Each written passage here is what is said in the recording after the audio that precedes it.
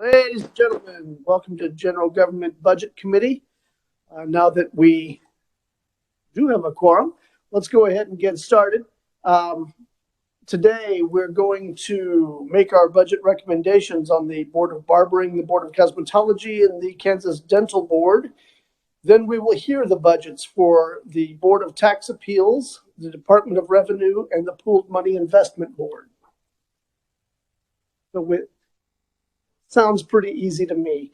Let's go ahead and get started with the Board of Barbering recommendations for 2022.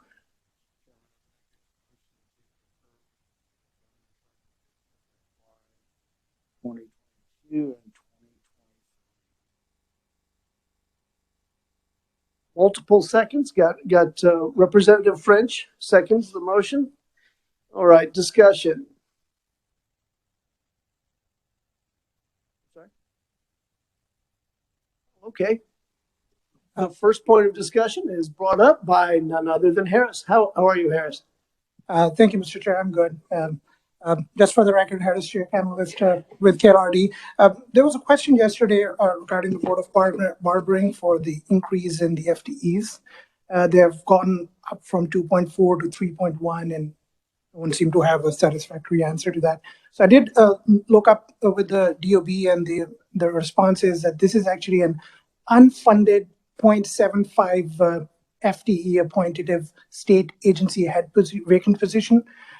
So what the DOB apparently do is they keep it mark it no in the payroll indicator, so it doesn't get counted. And so somewhere that oversight was made where that was not done, so it got added up. So it's a vacant, unfunded position that should not appear in the budget, but it did. So they actually have 2.4 FTE. I just wanted to kind of offer that clarification. Appreciate that. Was a question in my mind. The only other question involved the performance measures, and I think we got those straightened out yesterday. That for those of you who weren't part of that discussion, you'll look at the performance measures on page 12 or 580, depending upon how yours is tabulated. We saw the percent failing at least one part of a three-part exam, and they were hanging their hat on an increased percentage failing, which didn't seem to make tremendous sense. It turns out that what they were actually, the question that they were asked is percent passing, and it somehow got related into this report as percent failing. So they're looking at the number of people passing one or more parts of the test. Welcome to committee. Representative Henderson, glad to see you. All right. So what looked like hoping for more people to fail was actually hoping for more people to pass, getting up to 51%. And with the new testing measures, that could be possible.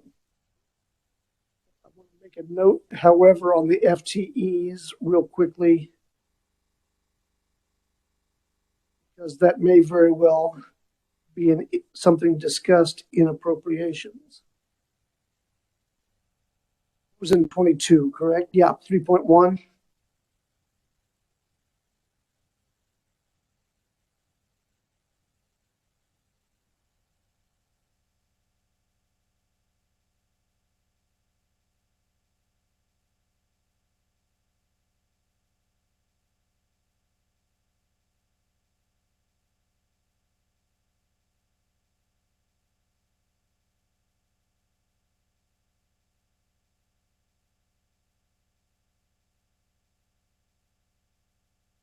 So 0.75 is unfunded and unfilled, correct? That is correct. Okay, very good. I've made a note on that so that I can cover it in committee. I think we probably should include a notation on the budget report out that 0.75 is not real.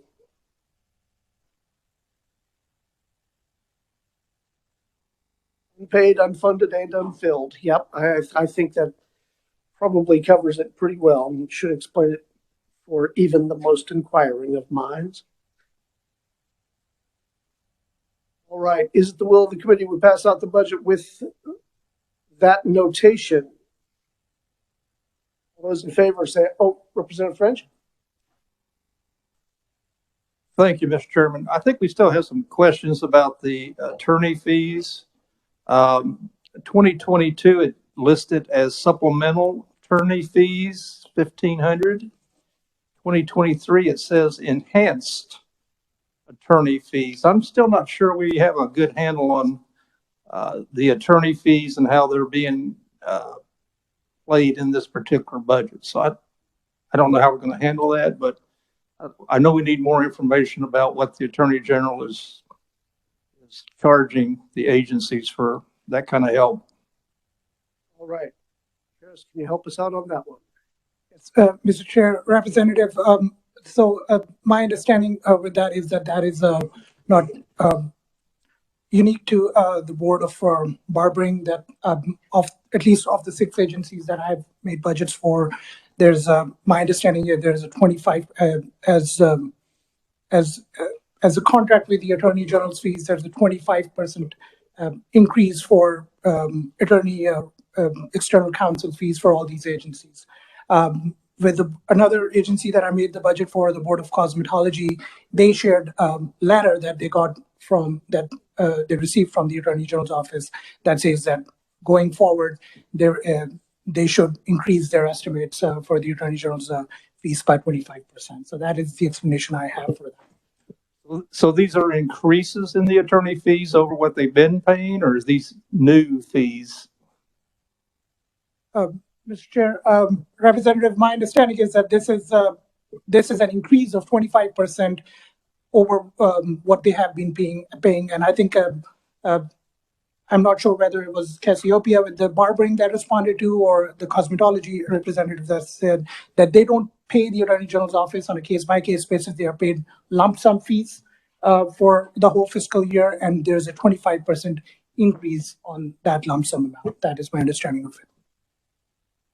And I've received some more information on this too. You're going to like this.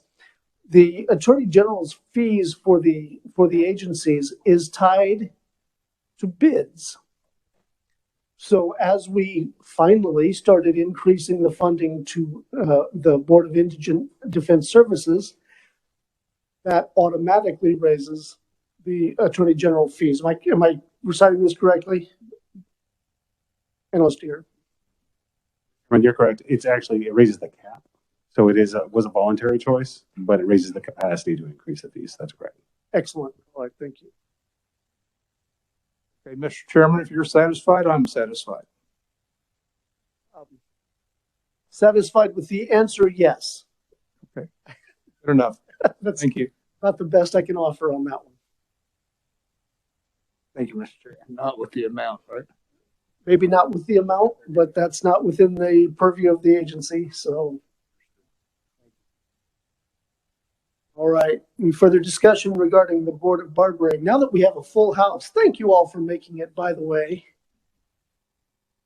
Committee went really long, over 988, so I apologize. Oh, 988, yeah, I bet it did.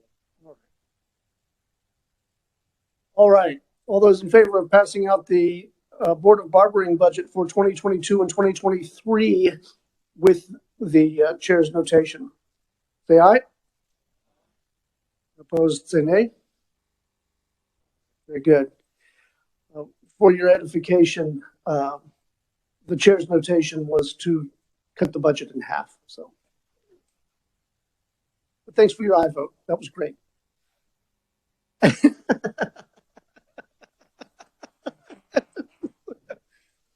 All right, committee, let's turn our attention to the Board of Cosmetology.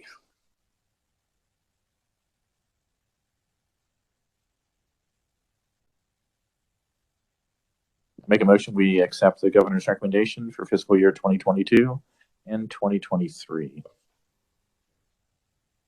Second by Representative Amix. Discussion.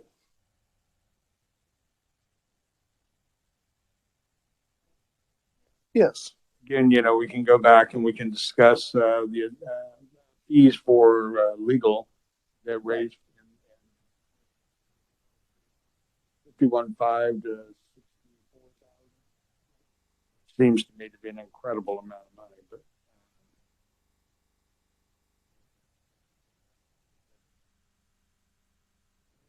I have a feeling that may be a topic of conversation. Also, the only question that I had was regarding the employee retirement or the carryover from the extra paycheck that got deleted to decrease the salary payments. But that was explained quite effectively, I think. So I had no other concerns. Any discussion from the committee? Seeing none. All those in favor of passing out the Board of Cosmetology budget for 2022 and 23 per the governor's recommendation, say aye. Opposed, say nay. Very good. Let's move on to the dental board. Holy cow, we're flying, ladies and gentlemen.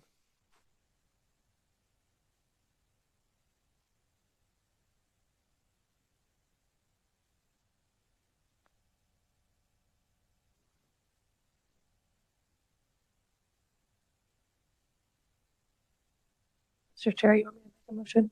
I would certainly entertain that. Mr. Chair, I move that we pass out the Kansas Dental Board budget for fiscal year 2022 and 2023 as the governor recommended. Second?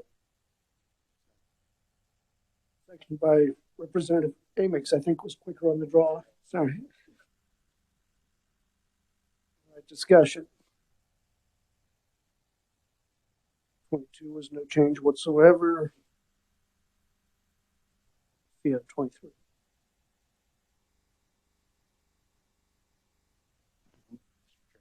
Yes. my note from yesterday. So their professional service fees that went from 63 to 60 in 22 and 58 listed in 23. Is that for legal services there? And they have outside legal services. They have in-house, I believe. To the AG's office?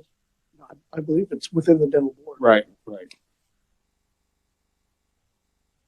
I can interject. My note was they have contract out attorneys, private up to $50,000 a year is what their retainer is.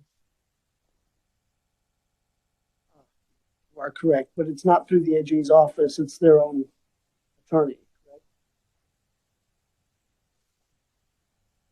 I presume it shows up in fees, other services or fees, professional services. It's part of their budget.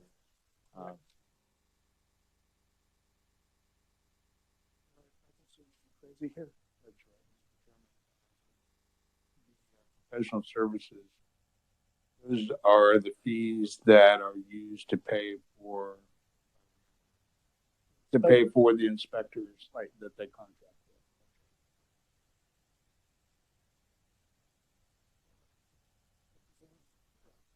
Thank you, Mr. Chairman, and I believe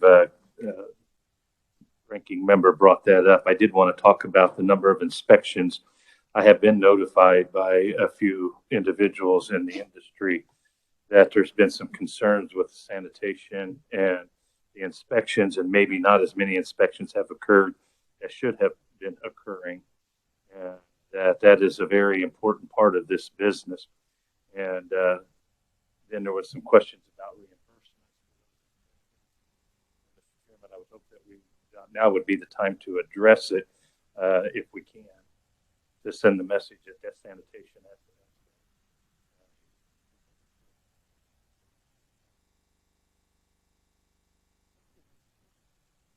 I mean, maybe you're looking at the same data on 626, but Yes. their performance measures, it does seem like their sanitation inspections are as high or higher, or their target is 20% higher than the actual for fiscal year 2021. I appreciate anecdotal feedback, but it seems like they're trying to cover sanitation issues. It looks like 20 and 21 were a little bit low. Um, my my guess would be COVID on that one as far as sending inspectors out, but the average still runs to 322 over a 3 year. So that would mean that it looks like they're back, or they're anticipating to be back to the 360 range, which is kind of their benchmark. Looks like, but we can certainly make a notation if you want that COVID affected even hygiene in the dental offices. Mr. Chairman, it's not that not only that the inspections were questionable, but what follow-up in reference to the hygiene once something has been identified, do we have a way of knowing if those findings have been remedied after the visit has occurred?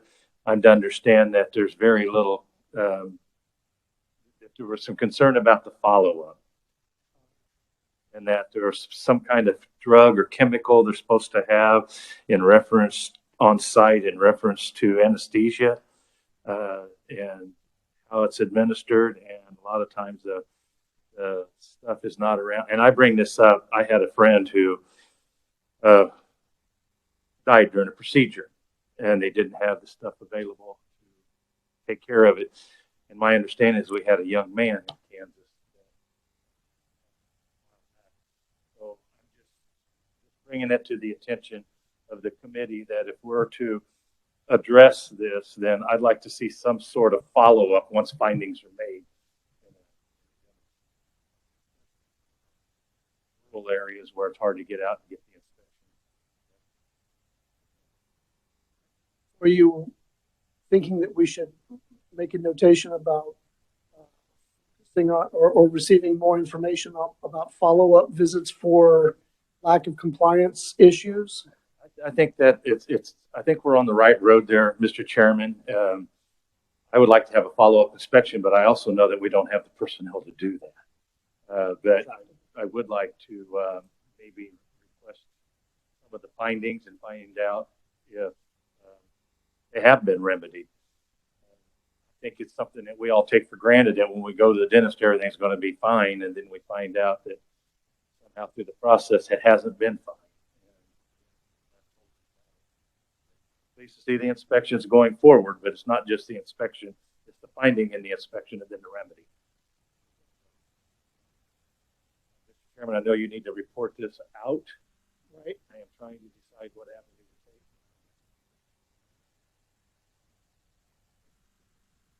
Please. I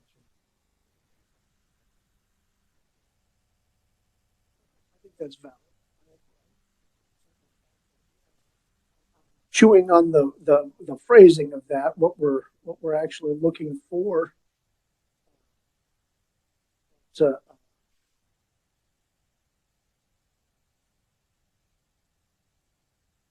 think if we made mention that, you know, the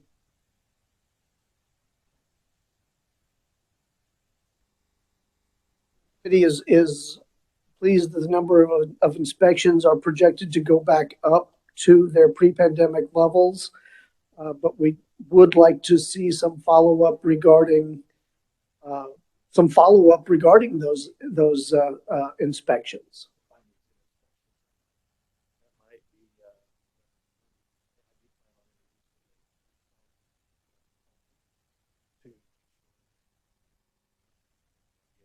As accurate as I anticipated it is. I just want this is something that I think a lot of us just take for granted.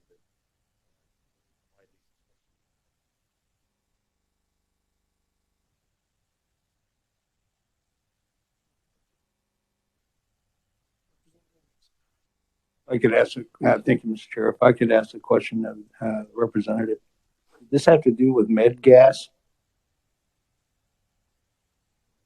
What's missing in the office?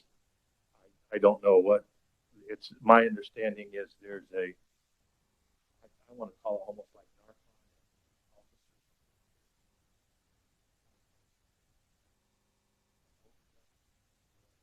This medicine is there.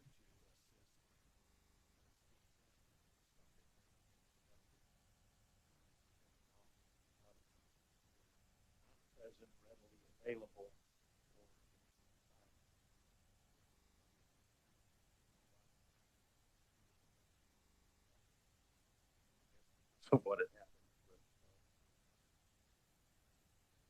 I just thought I'd bring it up. Today was a perfect time.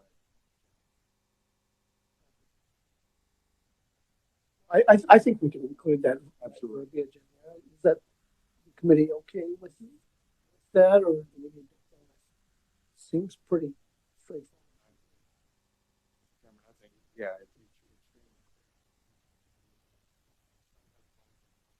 Make sure that something is supposed to be available. Let's face it, we're in the life safety business.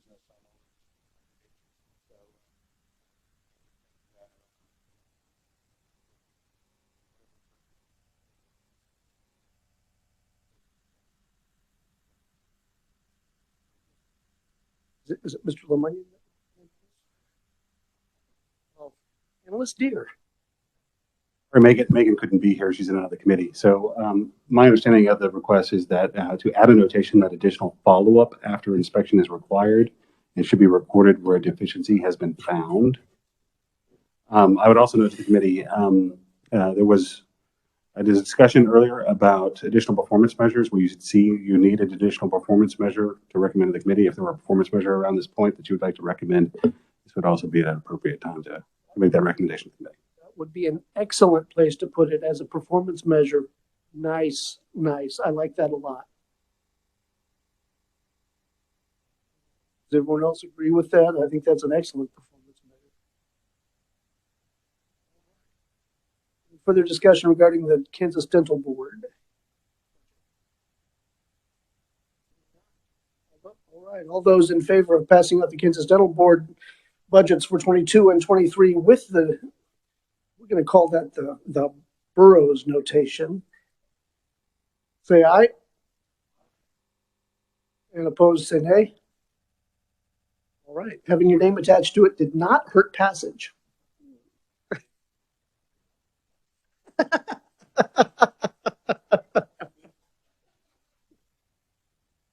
All right, committee, let's get on to work here. Turn our attention to the Kansas Department of Revenue and none other than analyst Alan Deere will be getting us up to speed on that.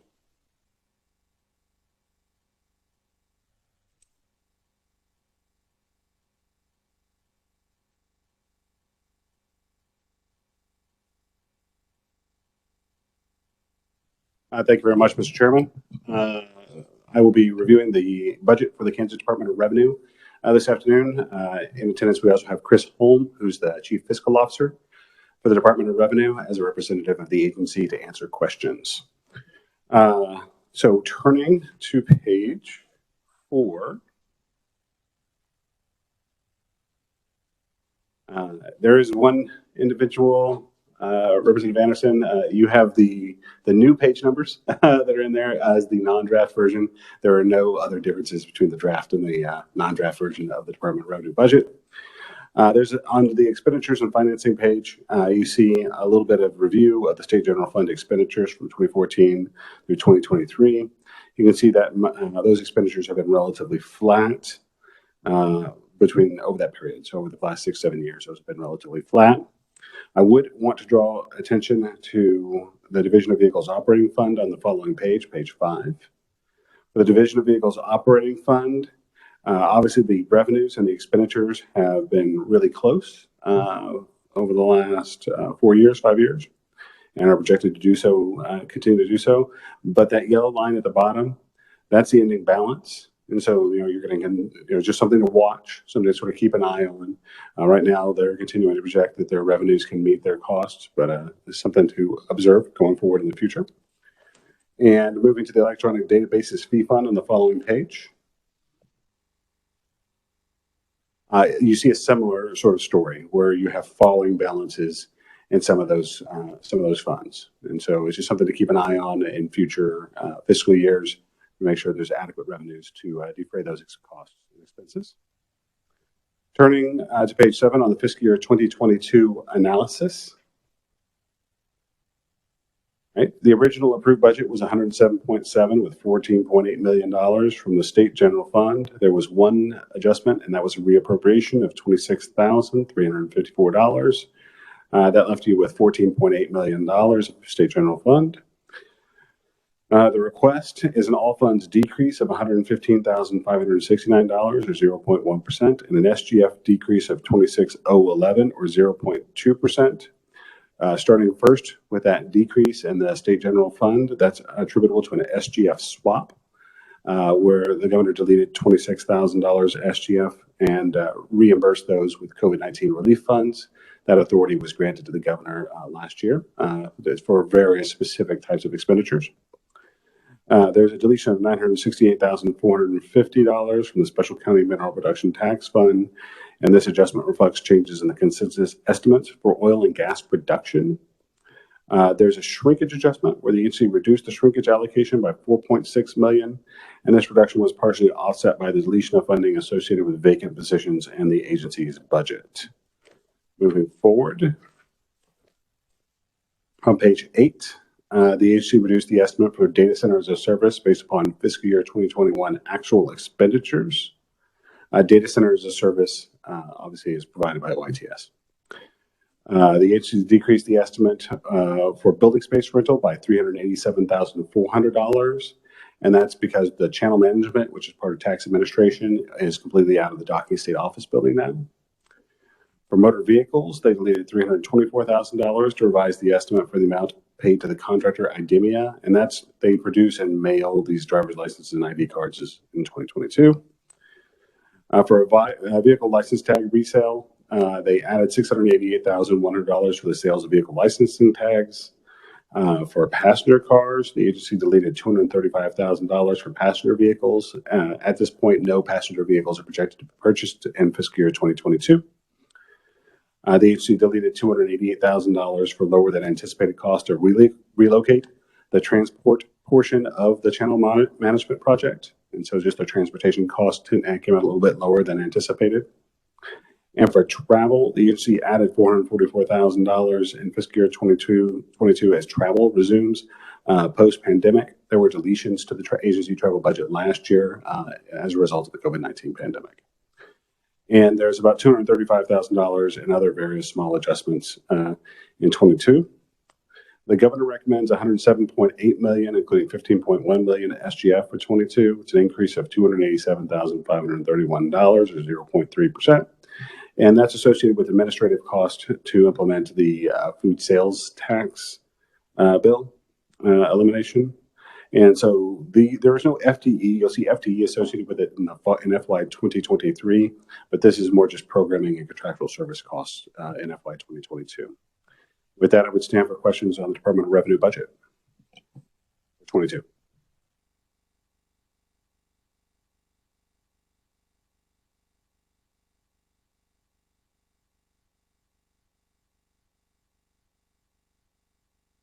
I guess first question that comes to my mind is regarding the Mineral Production Tax Fund. Look at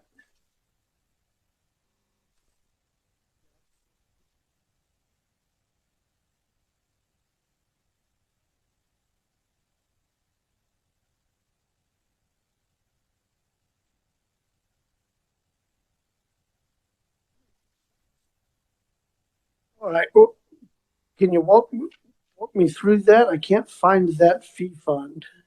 So I don't track it as a special revenue fund because it's simply a pass-through fund. There is a little bit that you can see on the Aid to Locals program towards the back, and you can see that on page 16,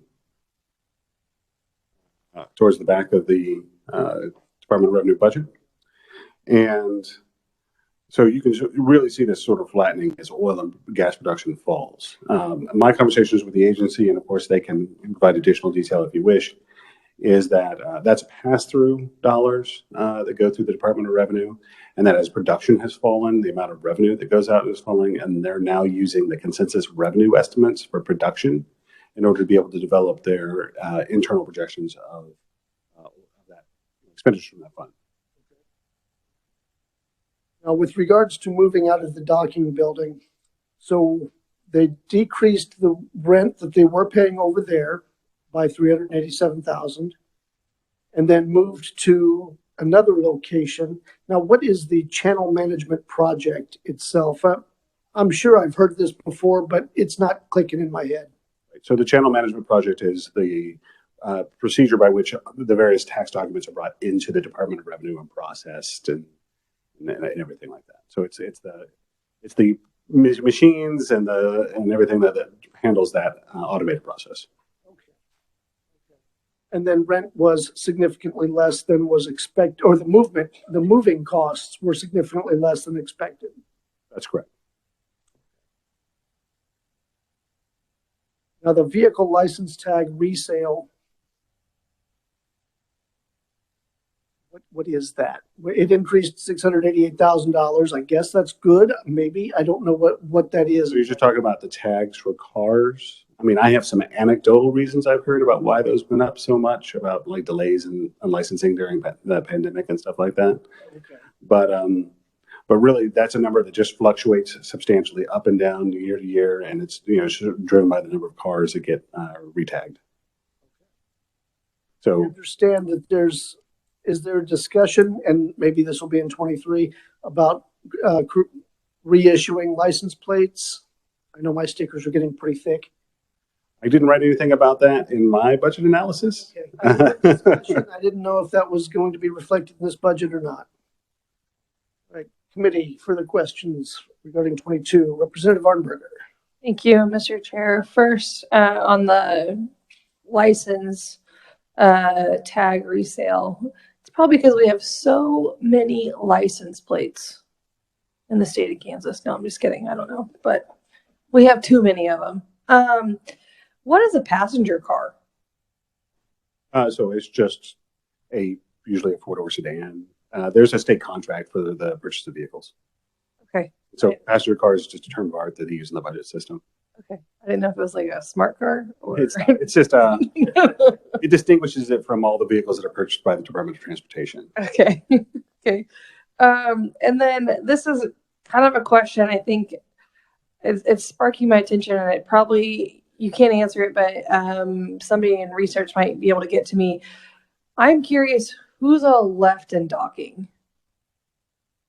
As in agencies, so forth, all of that. So, and I don't know if that might be an admin question when they come tomorrow, right?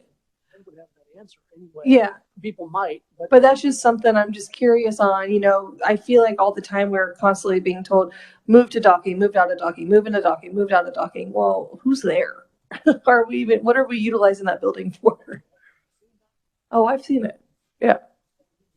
Remaining in docking at this point, there's still, I think, a little bit of highway patrol presence, but the majority of it is Department of Administration. And so in the building, you have some storage facilities, and you also have the power plant. Right. That remains in the And lots of asbestos. That's all I got on this one. questions, committee? Representative Wagner. Analyst here on the 406 report. I'm curious about the capital outlays dropped from 2.5 million down to 695,000 from 21 to 22. What was the what had they purchased? And the Department of Revenue just finished a pretty big IT project that's tied to tax administration. It's largely tied to that. None of the capital outlay is normally your computer equipment and stuff like that. I don't think it's related to that, but the CFO might follow up with a little bit more detail. could I ask? Of course, I know the Department of Administration is doing, like computers as a service, everything as a service. So these guys, revenue buys their own stuff, and they don't go through Department of Administration or OITS. I don't recall off the top of my head whether they use it as a service or whether they purchase it. I don't think it's consistent. Is my record. So this Division of Vehicles Operating Fund. So should we be concerned that it's down to $78 going forward? I mean, again, it was up to 2.2 million in fiscal year 2019. Is there something that they should be raising their fees on? Is this strictly a fee funded deal or what? This is a transfer from the state highway fund. So, I mean, you could increase the transfer from the state highway fund if that were to get too low.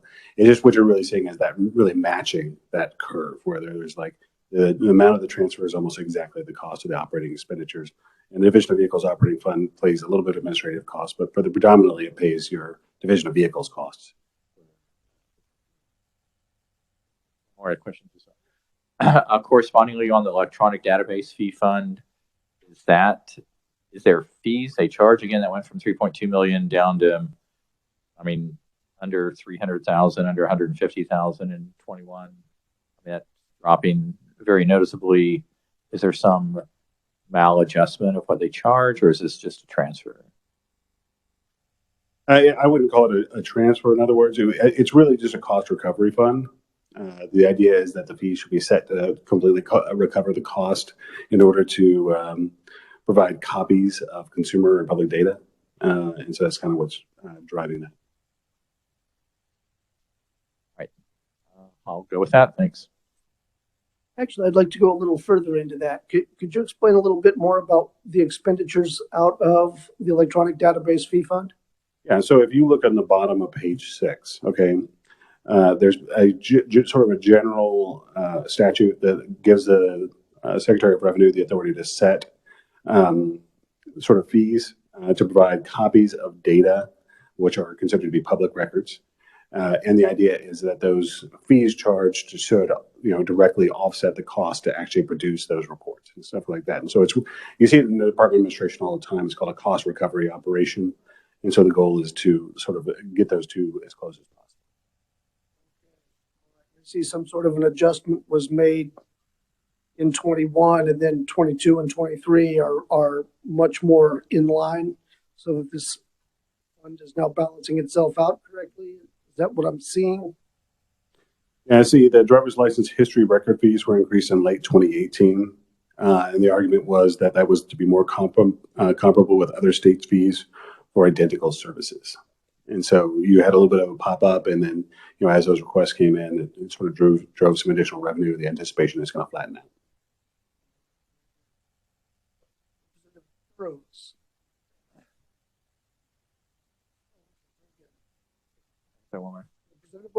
If I could follow up on the chairman's questions.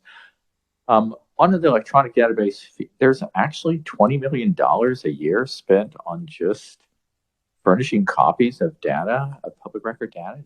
Is that legit? I mean, so this is actually quite a bit more complicated than it is. That there's a lot of data provided, I believe, to the private sector for people doing like background checks and validations. And so that's what's going on here. So this is not people coming in and getting photocopies of some public record. It's actually, there's big business around the furnishing and validation of data that goes through this. And I'm sure the Department of Revenue could provide you some additional details, or I could provide you some additional details tomorrow if you'd like it. Thank you, Mr. Chair. And dialing into,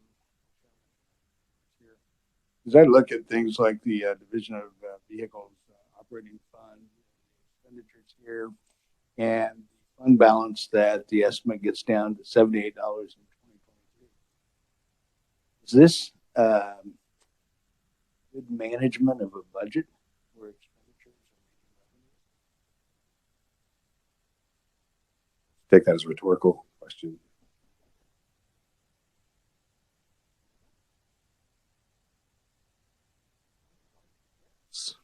So, it's just me.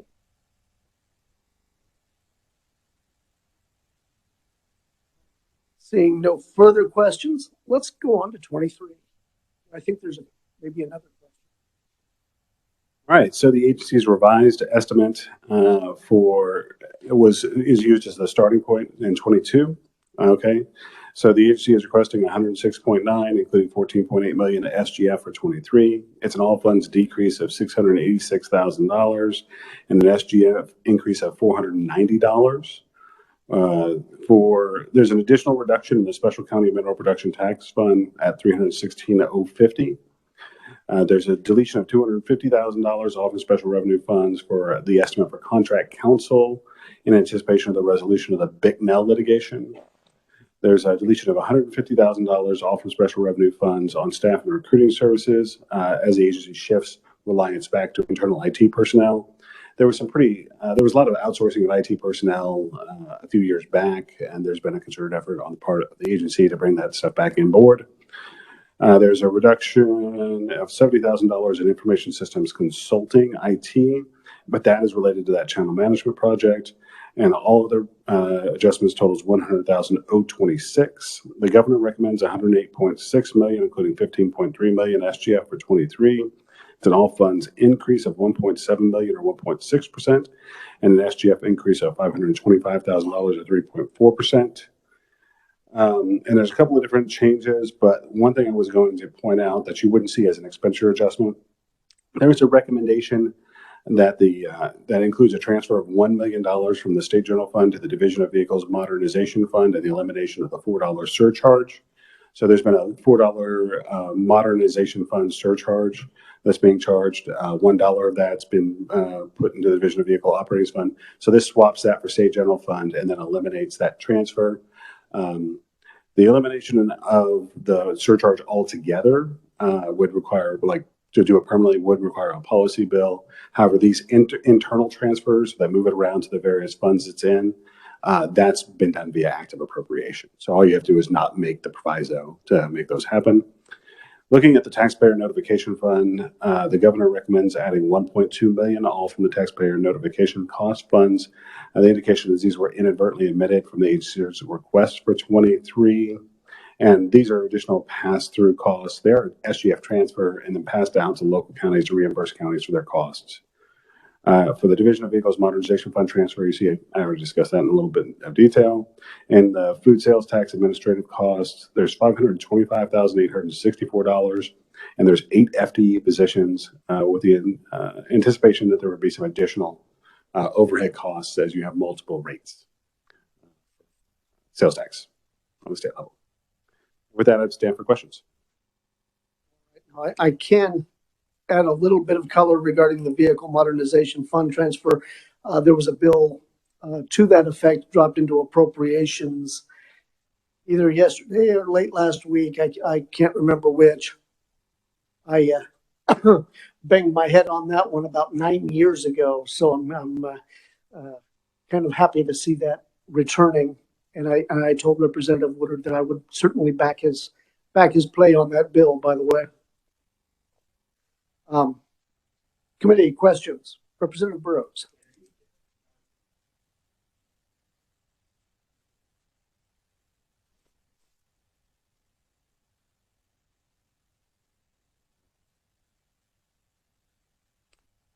Still ongoing. It's just there's been a pretty large amount held back, and this doesn't zero it out. It's just the anticipation in this budget is that it gets closer. The amounts you have to set aside can become smaller as it gets closer to resolution.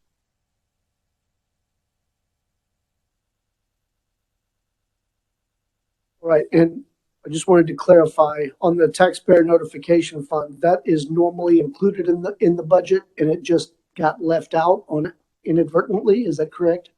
So it's not normally just because it's a new bill. Oh, okay. So it's 2021 SB 13, and so it was just that when the budget was put together, it was just an inadvertent omission from the budget at the submission.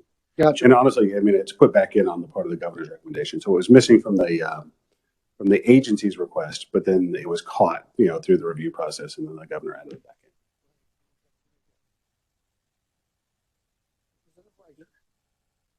Thank you, Mr. Chairman.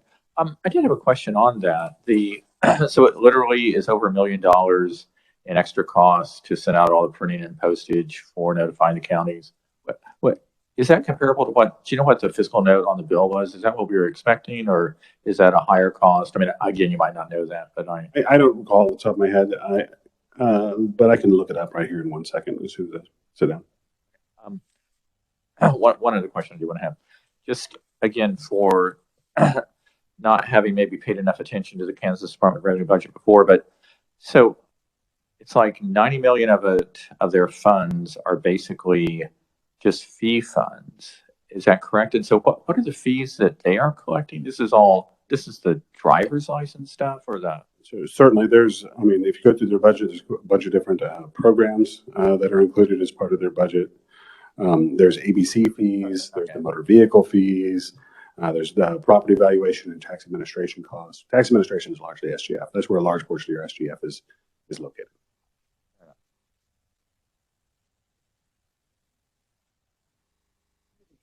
Questions? Seeing none. Mr. Chairman? Such a tiny budget. I'd like to welcome to committee is it Finance Director? Chief Financial Officer. Oh, my bad. I didn't mean to demote you there. Chris Holm, welcome to committee. You're good. Thank you, Mr. Chairman. My name is Chris Holm. I'm the Chief Financial Officer at the Department of Revenue, and I appreciate the opportunity to appear before you today. I was writing down some of your questions as we were going along, and I will supplement what Dylan said to help clarify a few things. What I provided to the committee today is, I won't go through it all right now, but basically what it is it's just a informational testimony about kind of the differences in our budget compared to what we were approved for last year to what we asked for this year, and then next year as well, and just a further explanation of some of the differences. The first topic I wrote down was from the chairman about the license plate replacement, and that is becoming a hotter topic because the last time that the license plates were refreshed was back in 2010, and by statute we're required to do that every 5 years unless the director of vehicles extends it a year. Well, we've been extending it because it's about a $23 million endeavor to replace it all, from printing the license plates to mailing them out to the consumers. So what we've done is we've requested from the Spark Committee. So yes. That was my recommendation. Yes, we've done the paperwork and submitted that to the Spark Committee for consideration for a full replacement of the general Ad Astra license plates. Sorry? I'm trying. So, all right. And I also had a question about the channel modernization project, and what that was like Dylan said, we moved out of the docking building into the Zybel building, which is out at 29th Topeka, which is already a KDOR building. So we just made room in there, so our rent cost decreased for the docking building and in general for the agency, since we moved into a space that we already occupied by just doing some reshuffling. And the capital outlay that the vice chair asked about, what that was is the channel modernization project. We purchased a bunch of newer equipment to help process the mail that comes in with the optical character recognition and things like that. So that was a one-time cost. We call it the transport, that helps shuffle the mail through and decodes it and does its magic. And that's been updated as well. And that was a one-time cost, and scanners back last fiscal year. The electronic database fee fund, that's also a hot topic as well in this committee. I realized this afternoon, so I wanted to explain it a little bit further. What that is we have vehicle records, driver history records, those type of things that get requested from outside parties, and you pay a fee per record. An example would be like an insurance company that's doing a check on if you go to get insurance, and they are doing like a driver history check or something like that. The revenues from those record sales go into that fund, and by statute, we're able to pay for the cost of producing the records and maintaining. Plus, it also allows us to use it for general operation of the department as well. So we can decrease our state general fund.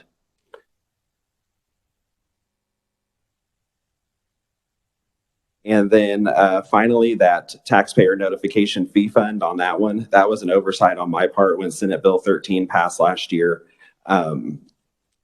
I realized at the beginning of October that I had forgotten to include that in the budget. And so instead of opening it back up, we just decided the best way to do it was just to go through the adjustment process. And that's what we did.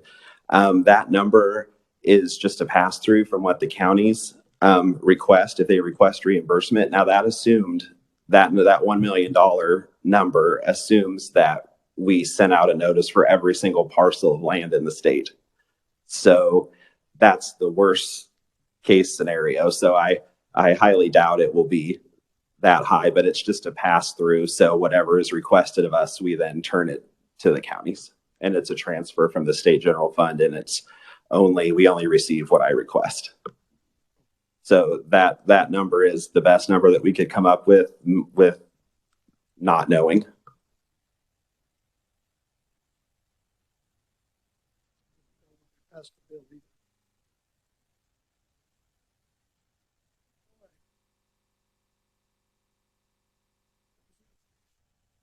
Thank you, Mr. Chairman.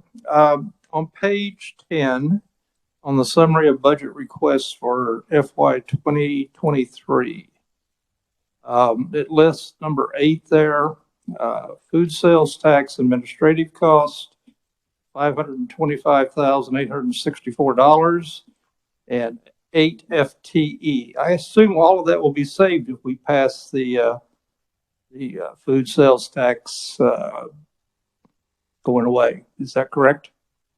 That was added in by the governor based on basically that the bill would pass, and that would what we would add to the budget for the FTEs for business support and things like that, and accounting support for the retailers to implement that if it were to pass.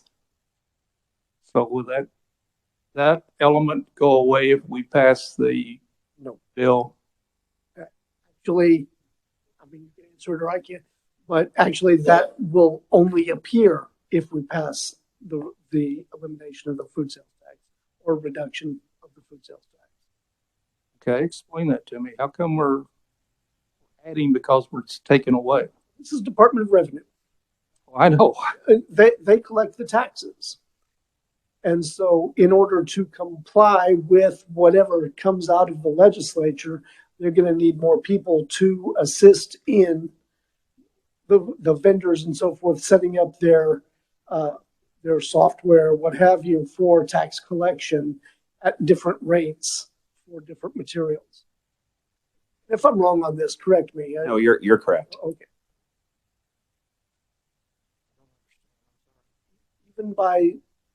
Even by reducing taxes, we add expenditures because somebody has to oversee the new reduction in the sales tax revenue.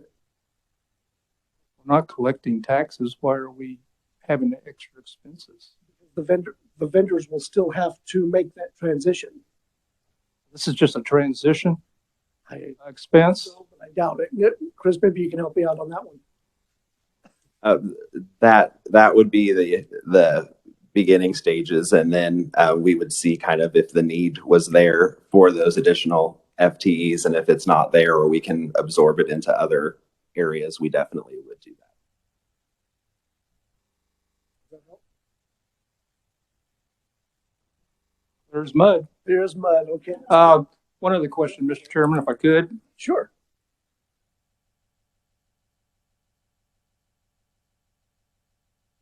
Going to the performance measures for the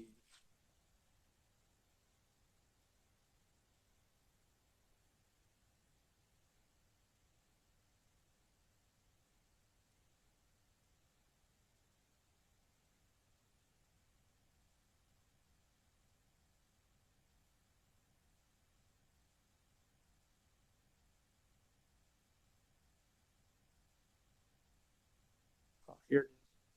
Administration program performance measures on page 15.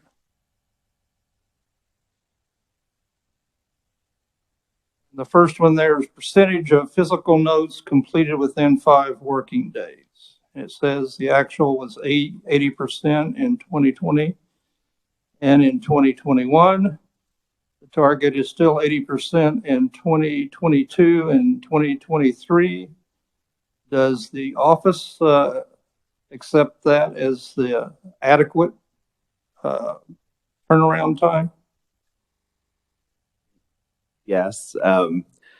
And we are, we strive obviously to get them done in less than 5 working days, but 5 working days is generally, we like to have it all done.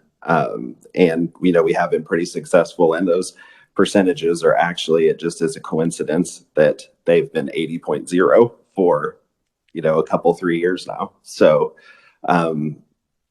that's it's sometimes it's hard to put a bunch of components together to get a fiscal note, and 5 working days, we believe, is a good goal, and one that we attain, most of the time. I understand, but to me, you would still want to have a target that is better than what you're doing today, at 80%. I understand where you're coming from. I hear you. I'm not sure how to explain it other than that's just been our general outcome for years, based on the staff that we have available to do. So the office is satisfied with 80%, is what you're telling me. Well, when you get hundreds of bills that come through every single year that we have to do research on and make fiscal notes, some are more complicated than others. I guess the question really is, are your customers satisfied with the 80% satisfaction of turning around in 5 days? Well, you're the customers, so Yes. Let me ask you, are you satisfied with the speed at which you receive your fiscal notes? To me, you just should have a target higher than what you're doing today when you're only doing 80%. So that's my comment. Thank you. Well taken. Thank you. Thank you, Mr. Chair. I just want to make a comment that hopefully you can go back to your boss and state. The DMV, everywhere we go, is a mess. And so I'm just throwing out there, especially in Barton County, they take their phone off the hook, and we're not able to schedule an appointment to get our driver's license renewed. So just throwing that out there, that it's very frustrating. And then the second thing I just want to state is that CDLs have been an issue in my area as well, especially in Dodge City. They have to drive all the way to Dodge City, and then they don't notify the people who are going that drove all the way there that their office is closed due to an outbreak. And so they drove all the way there, and then they have to come all the way back, and then this has just been an issue all over the place. So I'm just doing my due diligence as a legislator to let Department of Revenue know that there are issues there. Thank you. I will definitely take that back, and we'll get back with you. Now, aren't there some changes going on regarding CDL renewals? Seems like I heard something about that.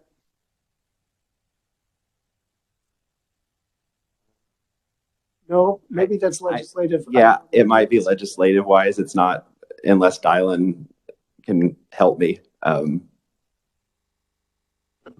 Chairman, are you referring to the conversations with Representative Hoffman, perhaps? There were some questions regarding closures of CDL offices in Southwest Kansas, and there was proviso language inserted into the last year's appropriations bill requiring the Department of Revenue to restore all current CDL offices. And so then there are some ongoing conversations about turning that into a traveling CDL licensing.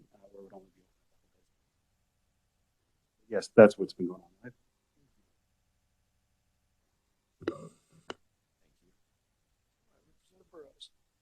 Thank you, Mr. Chairman.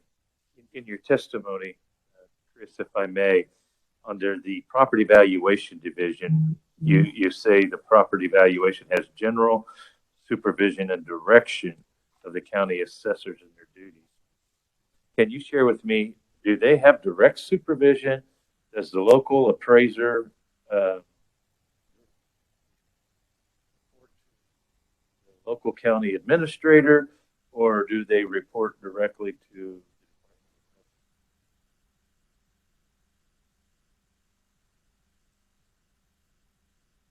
I kind of know the process, but I believe I know that we're responsible for their training, and we're the ones that, and I apologize. I should know the answer to this already. I'll have to go back, and I know that we provide. Let me go into my. I can tell you here in just a second, if you'll indulge me for just a moment. Absolutely. I'll take this opportunity to mention that the Department of Revenue used the term county assessors, by the way. The other day at the well, I caught heck from a member of the body who said, no, in Kansas we call them appraisers. So I just wanted to say I'm vindicated here by the county assessors. And you can take that to Vic. Yeah. Thank you, Mr. Chairman. We provide assistance and guidelines and rules basically for the valuation and assessment of property. We provide general supervision and direction of county assessors, but I don't believe that we appoint them. The question is an appointment. It's who has a say over the assessor doing their job. There's always speculation that maybe the local assessor's taking direction from a local politico that lower my assessed value of my home, lower my assessment on this vacant ground that I have. And yet the city the assessor has to report to somebody who has ultimate authority over those assessments, that they can't manipulate those assessments at the direction of a political individual or a staff member. So I'm questioning if the general supervision of county assessors is through the Department of Revenue or is it through the local government? Representative, I apologize. I can't, I'm the budget guy, so it's hard for me to know about everything about all of these programs, but I definitely will get a little bit of clarification on that, and I will bring it back tomorrow. I would appreciate that very much, Mr. Chairman. There's been a number of questions raised in my county in reference to who has the authority over the county assessment. I would appreciate an answer to that. Thank you. Absolutely. I apologize that I'm not able to give you a clear answer, but I will have it for you tomorrow. Representative Wagner. Thank you, Mr. Chairman. Jumping back a little bit to the question as to the number of people due to proposed sales tax changes.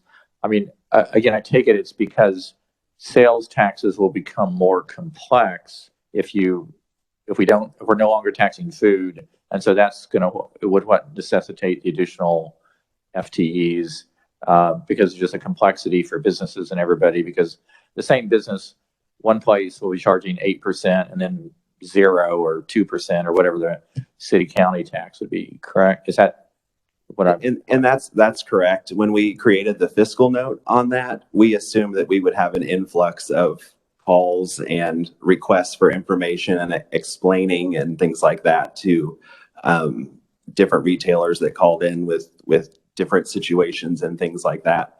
And that was the 8 FTE was a rough guess. But I don't know, depending on what happens through the process, if it will really require that many. And I may also ask, so when if the legislature would take the state tax down to 0 on food, would that mean all the cities and counties, their rate would automatically, or they would have to do that individually to no longer tax food? Or do you know? I mean, well, there's a lot of different bills floating around, and so I can't answer that because I don't know. It kind of depends on what's passed, when, and if how that would work. But we anticipate, obviously lots of questions and interpretation and things like that once something does get passed. Sure, and that's something that we need to watch for. If we say that food is exempt from sales tax, then the state and local, or then the local, county and local, wouldn't be able to tax it. If we reduce our rate to 0, they still would be able to. Just one final, on your FTEs on page 13, so for motor vehicles, you have 352 basically FTEs. And are these all folks in Topeka, or is this, you guys have the head count all across the state? That's for everybody all across. Yeah, that's statewide. Okay, and likewise for tax administration, are they all here in Topeka, or is this somehow this is distributed in other offices? Most of them are. We do have an office in Overland Park, and we also have another office in Wichita. Thank you, Mr. Chair. And just to follow up to the representative's question about the assessor and whose responsibility, I know that county commissioners hire that position. And are they not the supervisor of that position also? Well, I think there's some confusion as to orders that are given to an assessor, maybe in reference to property values, and who they really report those true assessments to. There's been accusations in local governments that it depends on who you know how the value of your property may be assessed. And so who has real control over that assessor? Hypothetically, if an assessor is mandated by a county commissioner or an administrator to lower the valuation, then it's not getting a true assessment of the community's value. And if they are not controlled by the state in that assessor's credibility, I guess it would be the integrity of the assessment is what I'm after.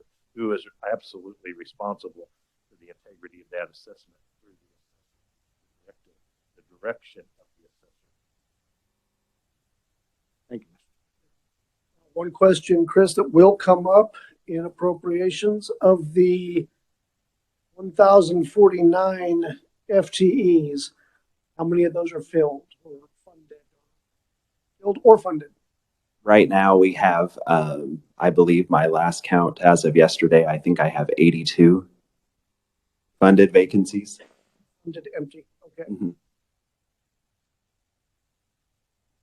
Those are obviously, you're attempting to fill those. Yes. So those aren't positions that are just hanging out. No, we've gotten rid of all of those. Excellent. Excellent. Questions from the committee? Last chance. This is a big budget. All right. Thanks for being here, Chris. Right. Thank you, Mr. Chairman, and thank you, committee. All right, committee, let's turn our attention to the Board of Tax Appeals. This is a significantly smaller budget, as I recall. And to get us up to speed on that, we have Dayton Lemunion.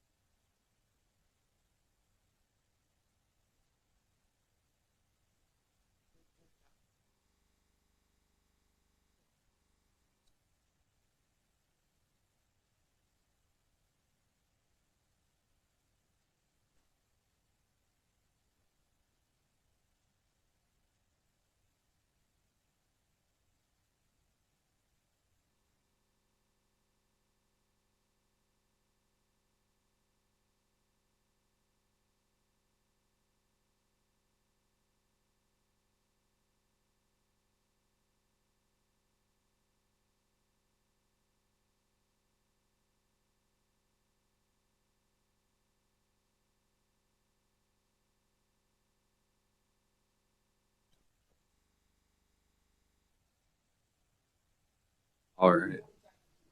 Thank you, Chair, members of the committee. You actually have two budgets that I distributed. The first one is the Board of Tax Appeals that we'll begin with, and probably what we'll get through today.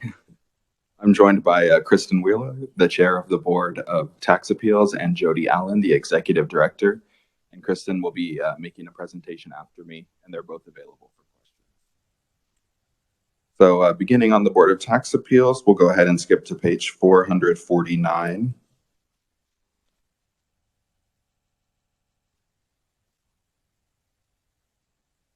And that page begins the current year, fiscal year 2022 analysis. The agency estimates revised expenditures of $2 million, including 711,000 SGF. This is an all funds increase of about $43,000 and an SGF increase of the same amount above the approved amount. The agency's revised estimate includes 16 FTE positions, which is one more than the approved amount. And if you look to number 2, this increase is primarily due to a supplemental increase to add an IT position. And this position will be useful to allow the agency to conduct hearings remotely. There are also other adjustments of about $1,000 related to IT expenditures. And if you turn to the next page, page 450, the governor recommends expenditures of $2 million, including $711,000 SGF. This is an all funds decrease of $179. And she recommends the 16 FTE positions requested by the agency. Skip to number 4. You'll see that the governor recommends an increased IT position. This will allow them to conduct an IT needs assessment, and this is offset by a decrease in capital outlay. I'll now pause for questions on 22. I'm sorry, Mr. Lemunion, if you could help me out again with that IT position. What is the agency's recommending or requesting? $44,550. The governor agrees and adds $2,800. Am I understanding this correctly? Yeah, so the $2,800 is an increase above the $4,400, and that's to increase that position to an increased. If you look on page 2, it's a technology support consultant, and the governor recommends an IT manager. So this is 1/2 year salary, and that additional $2,000 would be 1/2. And you'll see in fiscal year 2023 the full year's amount. And would it be a question for you or for the agency as to what's the difference between a technology support consultant 2 and an IT manager? I'm not sure on the technical difference, but I know that the agency requested the position so they can conduct hearings remotely. And the governor recommended the enhanced position to conduct a needs assessment, comprehensive instead of a Band-Aid to figure out what exactly they need. But I'm sure the agency will have more knowledge on that. Perfect. You need more. Committee, questions regarding 22? Seeing none, let's just keep running. All right, let's move on to page 452. For fiscal year 2023, the agency requests $2 million, including $852,000 SGF. This is an all funds increase of about $36,000 and an SGF increase of $141,000 above the revised estimate. Again, the agency requests 16 FTE positions. And if you look to number 1, you'll see an increase of $41,000. That would be a year's salary for the agency requested IT position. If you look to number 2, in 2021, the governor recommended and the agency accepted a reduced resource package to decrease their SGF expenditures by $100,000 and to increase their filing fee expenditures by the same amount. So this just reverses that funding swap. And if you look at the bottom of the page, again, you'll see the governor's recommendation. This is an all funds increase of $20,000 and an SGF increase of the same amount. This is again to upgrade that IT position. I'll stand for questions on 23. Okay, it looks like the 22 request and the 23 request for the IT position are identical or very, very similar, 40 some odd $1,000. I would think that one would be for a half year or less. The other one's for a full year. If you look to page 453, the next page, you'll see a breakdown of that IT position. The first box is what was requested by the agency for 22 and 23, and the second box is what the governor recommends.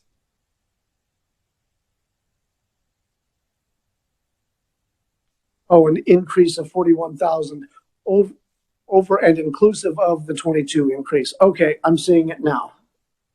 Yes, if you're looking at the table on 452, that $40,000, that would be, or the $20,000 on line 3 would be an increase above the agency's request.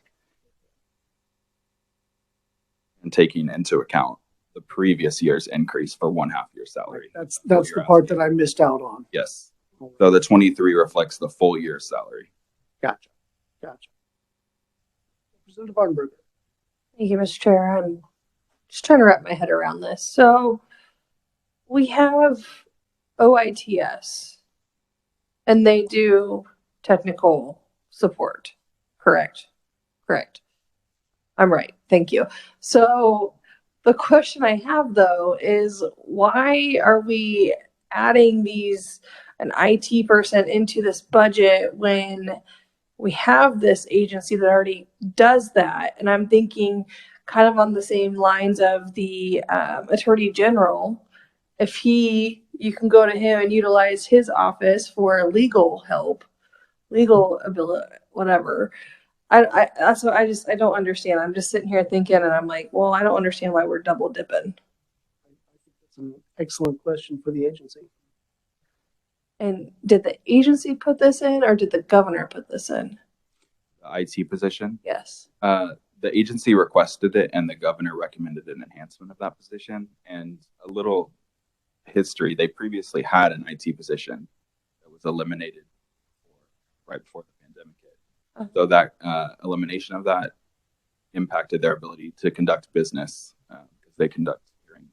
Okay, and I'm all for IT. I mean, IT has been huge since the pandemic, and it's been great to see how many people or how many agencies are being innovative and able to and helping people or allowing people to work from home and all that. So I'm definitely not discrediting that, but I just am trying to understand with OITS and everything. Thank you.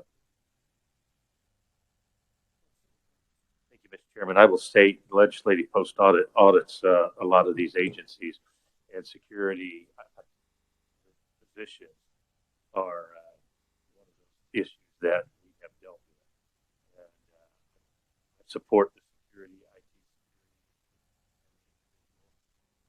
I think every agency is a little bit different.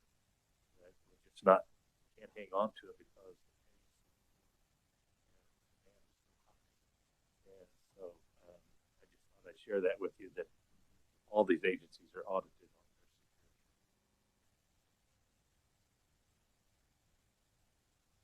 their security.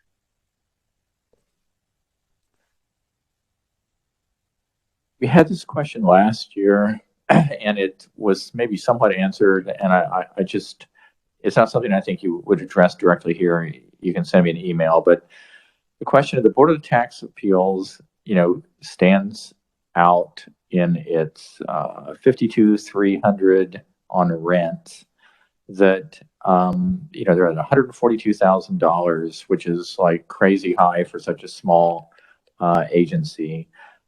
As I recall, there was an email explaining that the rent isn't like how every other agency classifies rent, which is like literally, like their rent either through Department of Administration or whatever. But you guys actually have a couple of other things thrown in rent, that are effectively contractual services. And I guess my sort of that they can talk to me or somebody, but just it just seems, like where you're that there's just a real odd deal going on with Board of Tax Appeals as far as how rent versus fees for other services, fees and professional services. It seems like a miscoding in my personal opinion. But I wish they would be consistent with all the other agencies, because by the note that I think I'd gotten last year, it's really off, and it's I don't know. I mean, just when you're trying to compare apples to apples, it really helps if everybody's kind of doing it the same way. If somebody's out over here doing it a totally different way, you ask, why would they even want to do it a different way? I mean, I don't see a real benefit. So, looking at the 406, 410, that line 52,300 also includes rent for copiers. So rent beyond just the building or kind of what we might think as realty, and it goes to agencies might rent computers or other types of rents. So I think that's what you're seeing in that category. But my question, and again, this is probably more to them than to you. You're just presenting here, but it's just I don't think any other agency takes those types of fees and throws them into this rent. I mean, rent is like literally what's your rent for the monthly rent. Again, I've talked to some of these agents. Well, I mean, we've questioned them as far as do they rent from the Department of Administration? Do they have a private, how many square feet and such? And I just would urge them to go to some consistency. And again, I probably should talk to them and not you, but it doesn't seem like this is how other agencies do it. I couldn't speak to other agencies. I'd have to look at them. But yes, that is made up of building rent and copiers, and they are located in a state-owned building.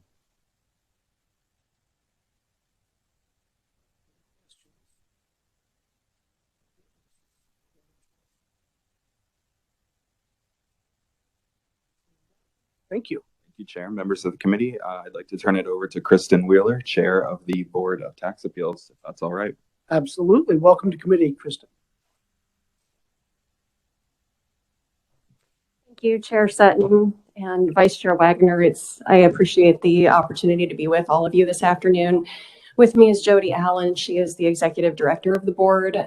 She is our numbers guru and also has the benefit of longevity with the board, whereas I am fairly new.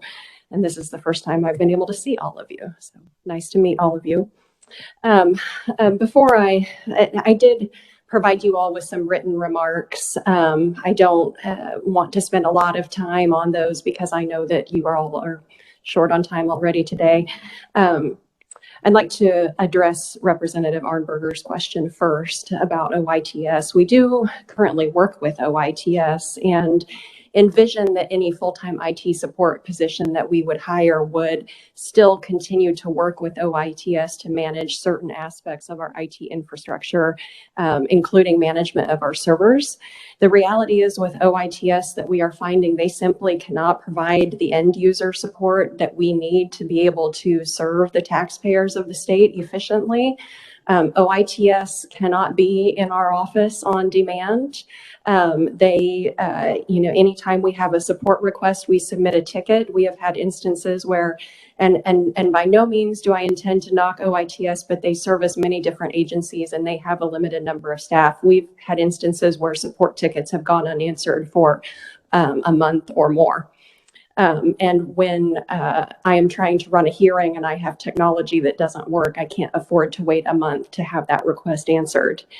Part of the reason, well, the entire reason we're requesting a full-time IT support position right now is that we would like to undertake a number of modernization initiatives that we believe will address the repeated demands that we get from taxpayers and taxing authorities in terms of what they want with our services.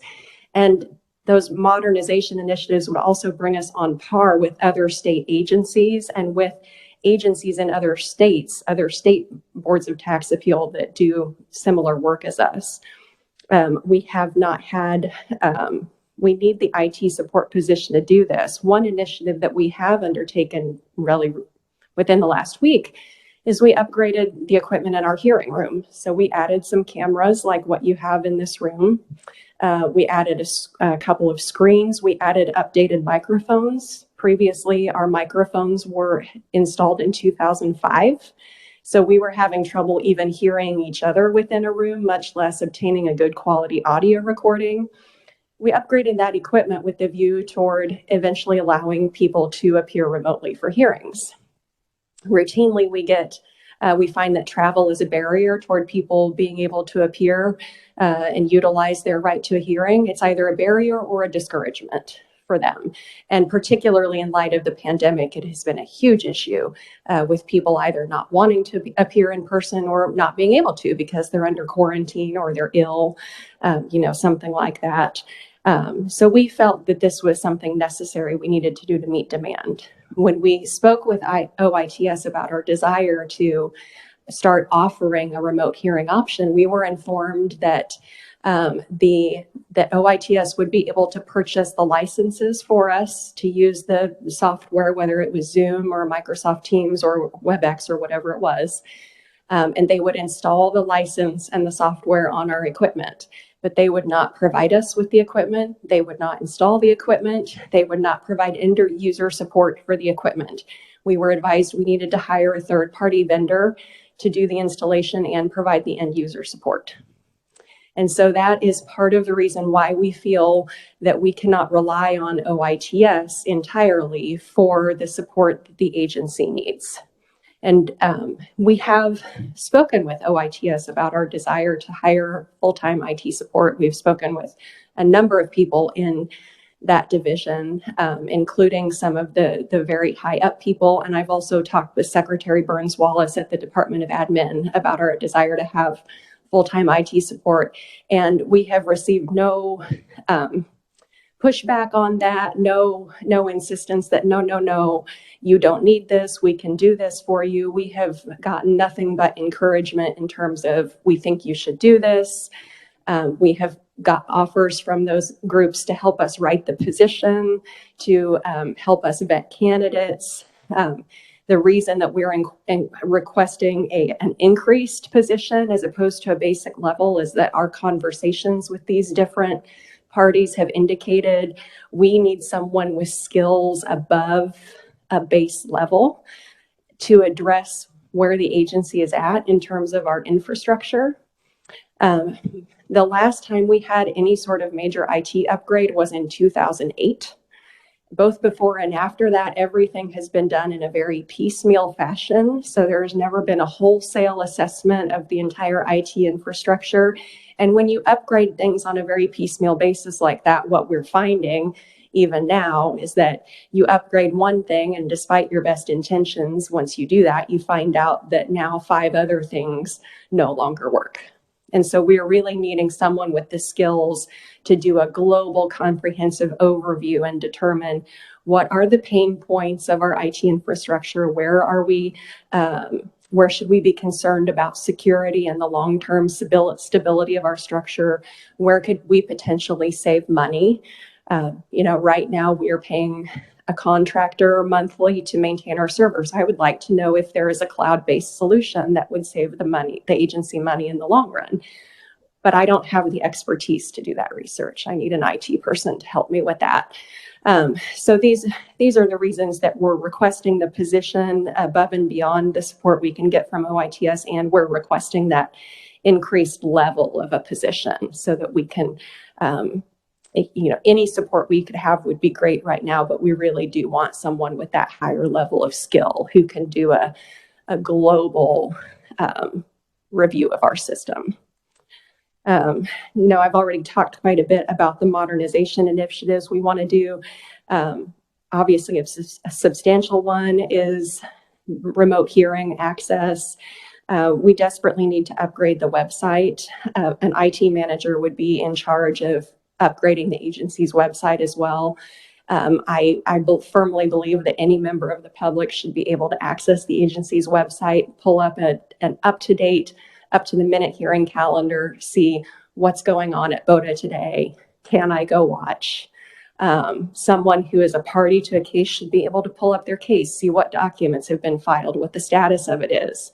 Any member of the public should be able to pull up a past agency decision and search for it based on party name, release date, topic that was covered. Right now, if we publish those to our website, the only parameter someone could use to find an agency opinion would be the date that it was released. We have no ability to provide searchable opinions. Those are all things that we need an IT support person to design and implement for us. Even if we could hire an outside vendor to do some of these things, we would need someone in-house to continue providing the support and inputting the data and all of the things that none of us have the expertise to do. We'd like to be able to offer electronic filing on our website, electronic form submission, electronic fee processing. ultimately have a paperless case management system. All of these things are things that we think could save the agency significant time and money in the long run and significantly improve our responsiveness to taxpayer needs. And again, these are all based on conversations that we have had, the most frequent comments, complaints that we have from taxpayers and taxing authorities, as well as our review of what other agencies are doing. Like I said, I don't want to take up a lot of your time. I would just be happy to answer any questions that you all have beyond what we've already discussed. Thank you for that. What I heard was be prepared in 2024. There's going to be a giant modernization spike for the budget committee. That's what I heard. It's, I don't never say never, right? It's entirely possible. I do want to make a point, Representative Wagner, you did ask a question about rent and I didn't address that. Ms. Allen could probably give you more detail on that. But my understanding is we contract with the Department of Administration and they do the coding on our budget for us. And so that is something that was done for us. Like I said, that is about the sum total of my level of understanding, but Ms. Allen could give you specifics on the rent.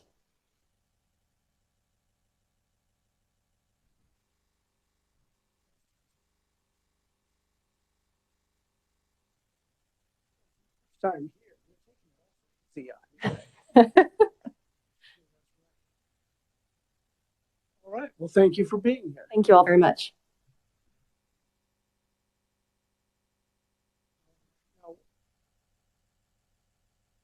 Jody Allen, were you going to answer the question regarding the rent? Okay, excellent.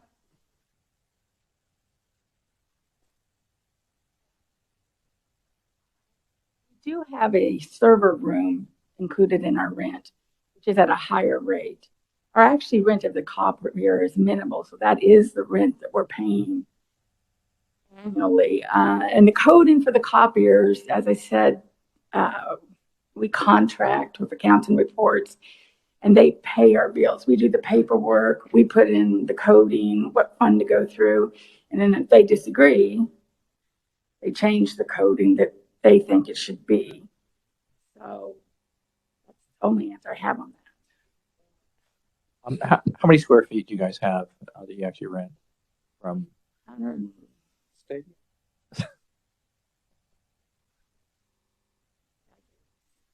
Like Some more information on it.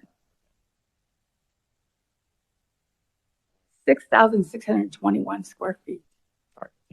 We also have 2 hearing rooms in there and a conference room, which takes up more space than most offices our size would. I think we had that discussion last year about the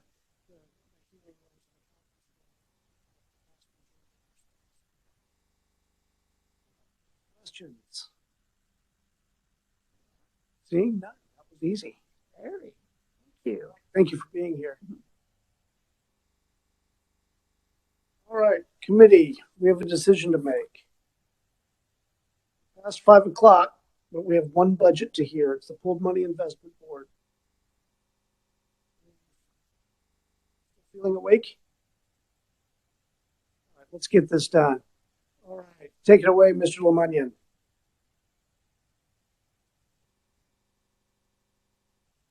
Thank you, Chair, members of the committee. The other document I passed out to you says Pooled Money Investment Board at the top. And that is what I will be presenting from. We are joined by Scott Miller, Executive Director of the agency. He is on WebEx. Oh, okay. He's not here. Yes. He is available on WebEx for any questions. And whenever you're ready, we'll begin on page 745.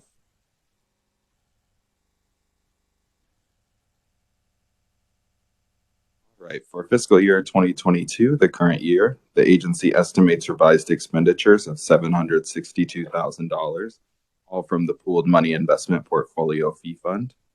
This is unchanged from the approved amount, and the agency requests 5 FTE positions, which is also unchanged. If you look to 2, you'll see that the primary reason for the increase of $14,000 is due to performance-based salary increases for the unclassified employees. as well as employer contributions to fringe benefits. This increase is totally offset by the sum of 3, 4, and 5, which is a reduction in travel, a decrease in banking fees, and other adjustments, including IT services and the state building's operating charge. The governor does concur with the 2022 request. So I'll now pause for questions, or I can move on. Committee, as you may have noticed, we don't actually handle the investments of the Pooled Money Investment Board, just the nuts and bolts working of the office itself. With regards to the nuts and bolts, do we have any questions? Seeing none, let's keep going. All right, let's move on to page 747, which is the budget year, fiscal year 2023 analysis. Fiscal year 2023, the agency requests $787,000, all from the Pooled Money Investment Portfolio Fee Fund. This is an increase of about $25,000 above the previous year's revised estimate. This is due in part to a statutory audit, which they expect to occur. That $12,000 you see is an estimate. Of course, they don't know, especially being the budget year, they're not sure how much that audit will cost, so they have estimated $12,000. You also see that's a pretty regular event, isn't it? The audit, yes, it statutorily occurs. I believe every 2 years, yes. Okay, all right. And then there's also other adjustments of about $13,000. Includes travel expenditures to attend investment conferences, as well as a technology hardware replacement program. The governor does concur with the request for fiscal year 2023. So I'll now stand for questions on 23 or the budget as a whole. All right. Is the investment conference being held in Tahiti this year? I'm not sure where it's going to be held. That is just a portion of the $13,000. So. All right, committee, any questions regarding 23?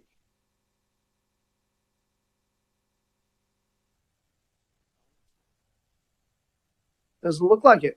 All right, thank you very much. Thank you. All right, and I'm sorry, I didn't write down the name. Who did we have here for from the Pooled Money Investment Board? Scott Miller. Oh, okay, very good. Committee, are there questions for Scott Miller? I'm online with you guys. Excellent. Welcome to committee, sort of, Scott. How are you?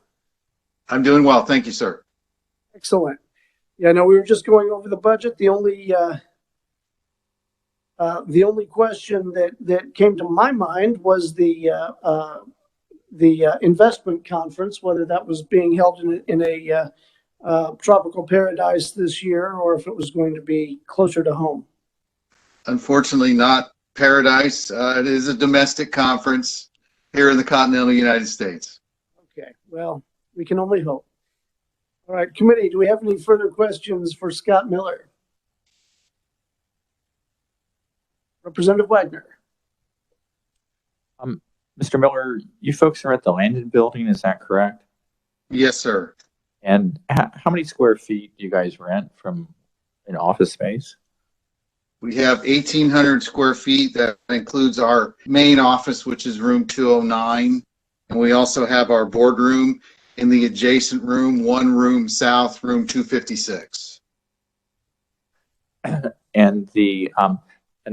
actually, my questions that I addressed to the Board of Tax Appeal is really more you folks. I'm looking at my notes from last year, and we just the whole question of your rents as far as how things are aggregated. At almost $100,000 in rents for 1,800 square feet. Obviously, there's other costs thrown into it. And my question there is just the inconsistency with what you guys are doing versus other agencies. Yeah, and I don't know if it's inconsistencies. We follow the budget protocol as put out by the Division of Budget. We are somewhat unique, I will give you that. We have rent, obviously, which is the standard rate for any of the buildings there in the Capitol Complex, Landon, Docking, Curtis, Eisenhower. I believe it's $20.35 a square foot. But because of the nature of our world of investments, we have to lease a couple of systems, one being the Bloomberg Professional Service, which is our financial platform to the markets. It allows us to see and get the best rates we can. Helps keeps our dealers honest. So what I'm trying to buy, I can see exactly where it's trading. We also have a bond accounting system that we also have to lease. So those two together actually make up 2/3 of that category. And, unfortunately, I guess this is something we can try to work through with Division of Budget. This is how they have us categorize that stuff. So it all falls in there. The Bloomberg is about $51,000 a year, and our Treasury desktop, it's a bond accounting specifically for fixed income trading. It runs about $10,000 a year, so that's $61,000 out of that number. Anyway, we can.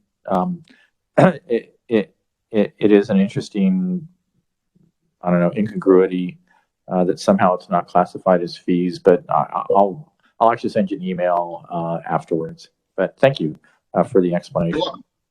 Yes, sir. Right. Yeah, we had a pretty lengthy discussion last year, I believe, and the Bloomberg Hub is really what's taking up a great deal of that rent. Still not able to use it. Committee, any further questions? Representative French. Thank you, Mr. Chairman. Just one point of interest, although this board doesn't cost us any SGF funds, it does provide about $2.5 million to the SGF fund every year. So it's a valuable asset. It is absolutely a valuable asset. Thank you very much. Welcome. We are statutorily bound. We do collect fees on portfolio management from the municipal investment pool, and then from a couple of the other funds that we help manage here in the state, being the Healthcare Stabilization Fund and the State Highway Fund. And statutorily, any funds that are not used for our budget are returned to the state general fund. Obviously, we have a small fund for our agency that we probably keep a couple $100,000 in, but anything over and above that, it goes right back to the SGF. All right, Scott, I'm not seeing any further questions here from the committee at all. So thanks for taking the time to be here today. And committee, let's look at tomorrow. Tomorrow, we will make our recommendations for the Board of Tax Appeals, the Kansas Department of Revenue, and the Pooled Money Investment Board. We'll also be hearing the budgets for the Department of Administration and OITS. And it just so happens that some questions arose regarding one of those. So save those and we'll use them tomorrow. With that, until tomorrow, we are adjourned.